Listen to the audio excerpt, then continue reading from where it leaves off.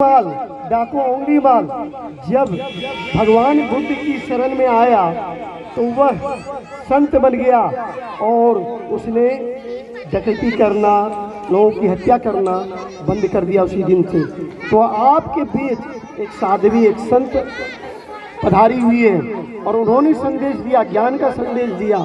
उनके ज्ञान के संदेश को श्रवण करके और कहते हैं यहाँ पर संत का आशीर्वाद मिल जाता है। हाँ, तो जहाँ पर संत का आशीर्वाद मिल जाता है उस घर में अवश्य सुधार हो जाता है।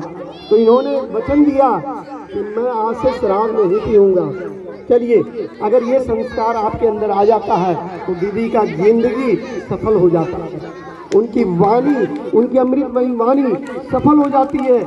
मैंने कहा ब्राह्मण बनने की बात, तो ब्राह्मण लोग संस्कारवश ब्राह्मण होता है, जन्म से पैदा ब्राह्मण नहीं होता है। ब्राह्मण जो जन्म से पैदा होता है ब्राह्मण कुल में और वह शराब पीने लगे, मांस खाने लगे, तो ये ब्राह्मण कुल की मर्यादा वही समाप्त हो जाती है।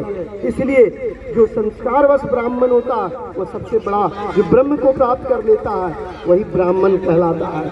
और ब्राह्मण कोई जन्म से पैदा नहीं होता है।